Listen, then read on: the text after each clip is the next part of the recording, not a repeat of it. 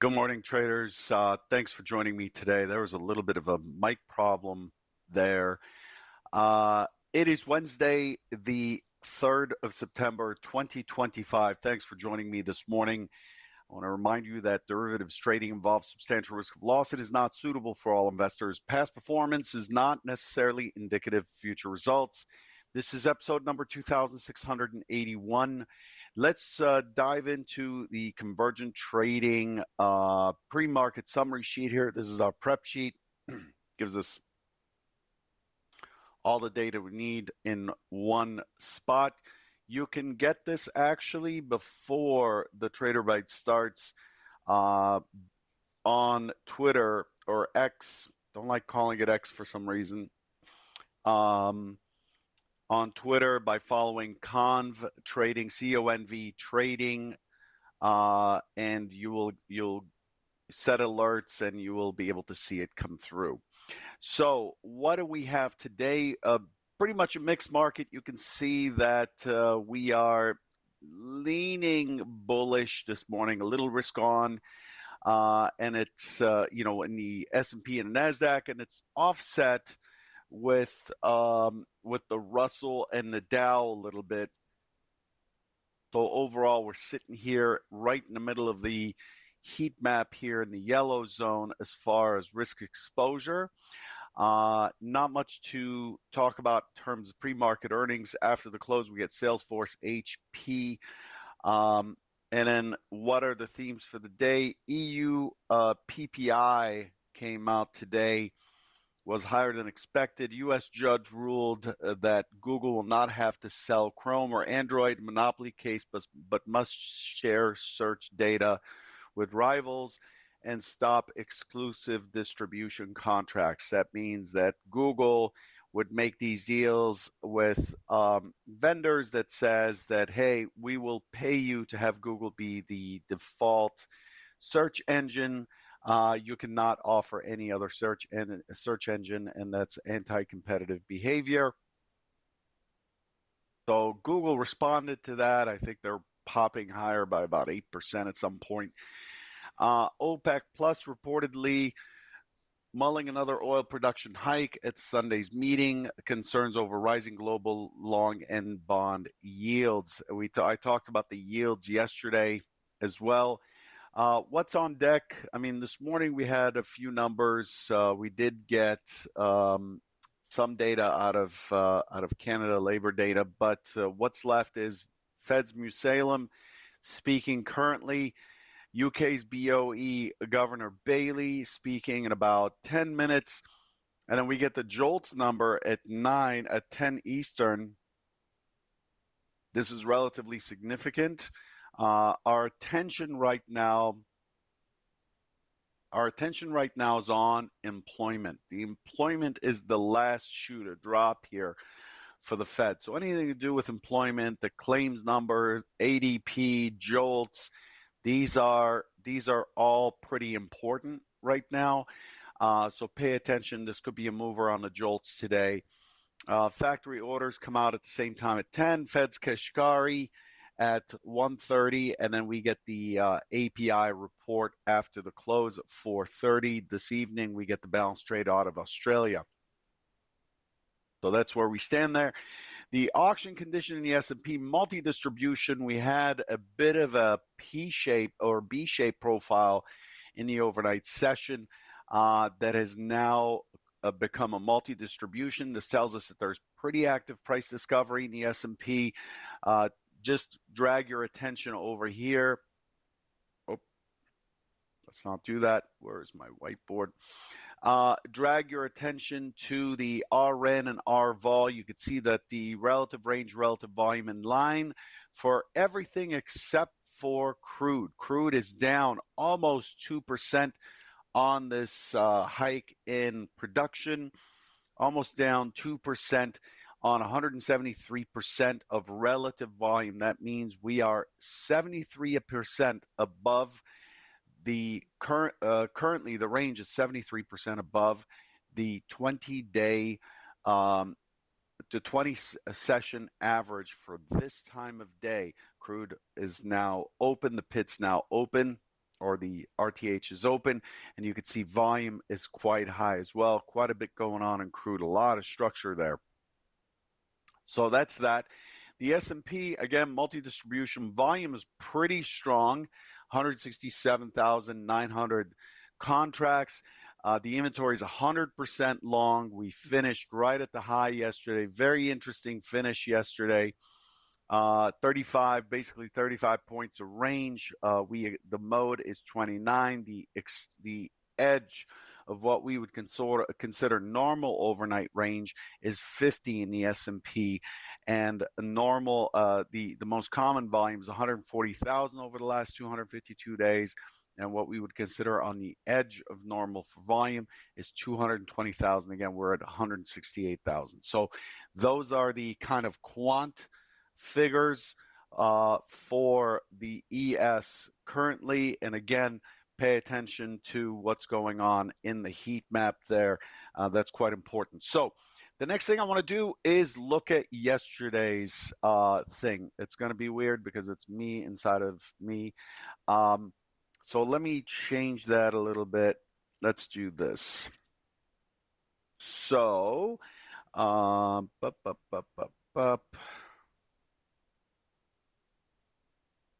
let's do this. Okay, so this was yesterday's TraderBite. Doing the TraderBite every other day is it robs me of the opportunity of going over what I said and putting it into context, and so it's doing yesterday and today gives me that ability. And I remember yesterday I talked about the very likely push to the 64.30 area, looking for failure around 64.30. Again, these are zones, they're not levels. Looking for a failure around 64.30 right in here. And then I was looking for the primary scenario is to let the market rebalance. Inventory was almost 100% short yesterday on a wide range.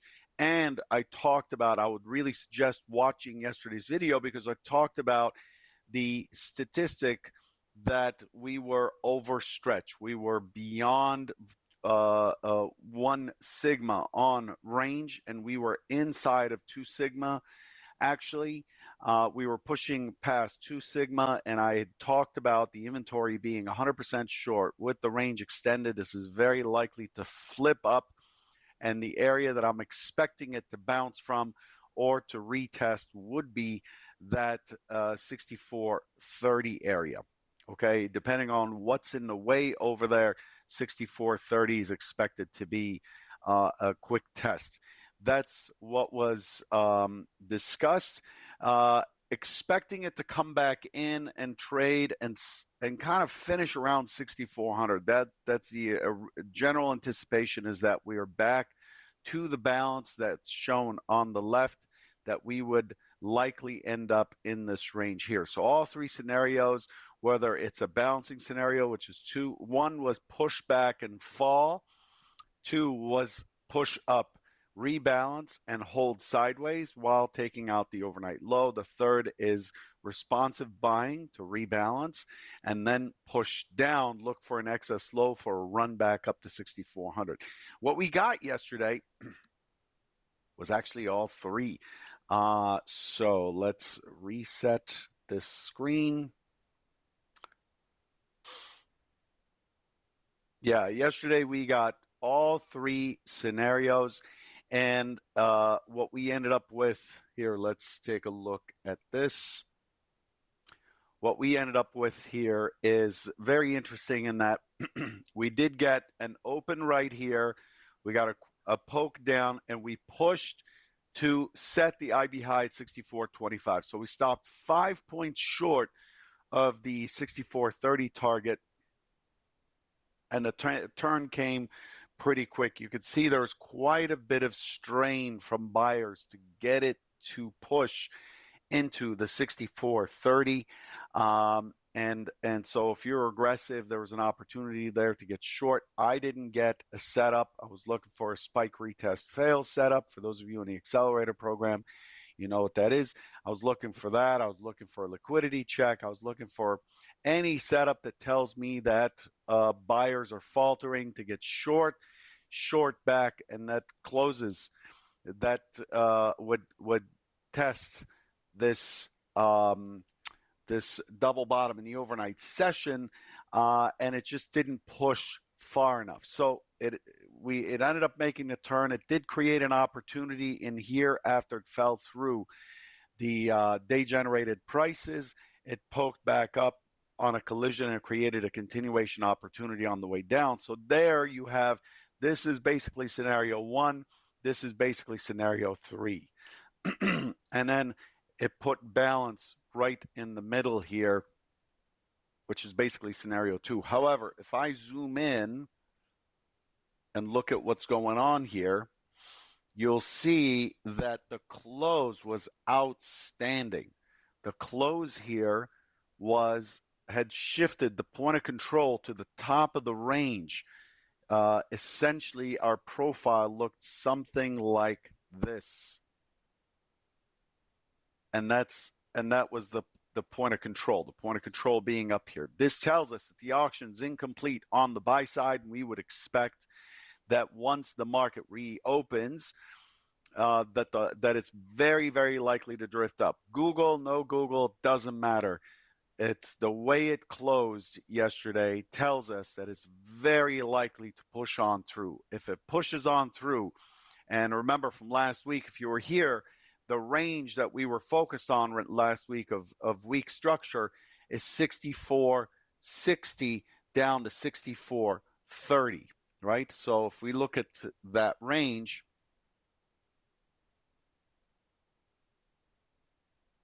so if you look, hang on, there we go.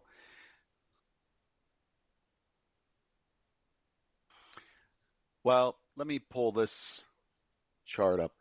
If you look at this chart, you'll see that it's just this area here is hollow, right? So that's our that's our wonderful 64.60 to 64.30 range right in here. This range is really important, and we continue to fill it in, and that's what we're doing right now. We're filling in this area. The overnight high is 64.60, so we managed to pop higher after the close. Then we pulled back, and then we managed to push to 64.60, okay, right on the dot. So really beautiful auction, beautiful structure in the S&P right now. It's getting all of my attention along with crude. I don't really look at NQ all that much, but it's a good product, but I'm not all that tuned to it when the S&P is moving around. Now, the S&P slows down and gets choppy, then I'm looking at the NASDAQ for sure. Here we are pushing into that green zone, that big over-under zone from way back here, and coming off this morning. So this morning, very likely to just chop around, very likely test of prior settle. I'm looking for this thing to just go sideways this morning. I would caution you today not to get too involved with the market, with the movement, the tick for tick drama. It is a good day to just wait for A-type setups and manage. But remember, you know, as long as we're between this 64.60 and 64.30 zone, it is likely to just fill in and be choppy. The overnight session had a double distribution. We are currently on the upper side of that distribution here. So monitor for it to break through down in here in the 64.40. If it breaks through the 64.40, your target ought to be prior close. So we want to check to see how it treats that. So we had a gap down yesterday. We're in this gap zone. We've gapped through this gap zone multiple times, by the way. This gap zone comes to us from August 22nd. You could see the tag right here for the gap zone. August 22nd, we keep going into this area overnight, but then opening the RTH above, opening the RTH below, opening the RTH above, and now below. and it just keeps doing that. So this is very likely to now start to fill in this weak structure zone that we've had for several weeks. And so there's what does that look like? If I were a participant looking at what the market is doing currently, I would um, I might have a good argument to be short this area. I might have a good argument to be long this area. The arguments are likely to be equally weighted, and what that results in when you look at the participant, the other time frame or the higher time frame participant, what that looks like is chop. Okay. And so it's, for every push up, there's likely to be a push down. For every push down, there's likely to be a push up.